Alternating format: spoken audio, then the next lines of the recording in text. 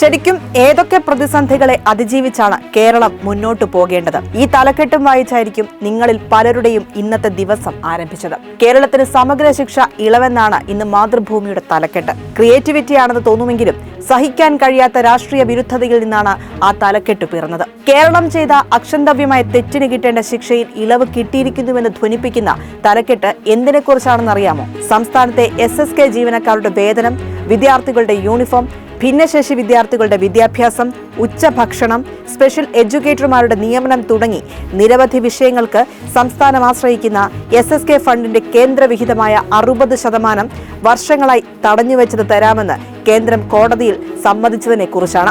എന്ത് കൗതുകമാണല്ലേ! സ്വന്തം സംസ്ഥാനത്തിന് ലഭിക്കാനുള്ള തുക നിയമ പോരാട്ടം നടത്തി കേന്ദ്രത്തെ സമ്മർദ്ദത്തിലാക്കി നേടിയെടുത്തപ്പോഴും അതങ്ങോട്ട് അംഗീകരിക്കാൻ നല്ല മടിയാണ് ഈ കൂട്ടർക്ക്. കേന്ദ്ര സംസ്ഥാന ബന്ധങ്ങളിൽ ഫെഡറൽ തത്വങ്ങൾക്ക് നിരക്കാത്ത നിയന്ത്രണങ്ങളുമായി കേന്ദ്ര സർക്കാർ സംസ്ഥാനത്തെ ഞെരുക്കുമ്പോൾ ഒരു ചോദ്യം കൊണ്ടുപോലും കേന്ദ്രത്തെ അസ്വസ്ഥരാക്കാതിരിക്കാൻ ഇക്കൂട്ടർ സദാ ജാഗരൂകരാണ്.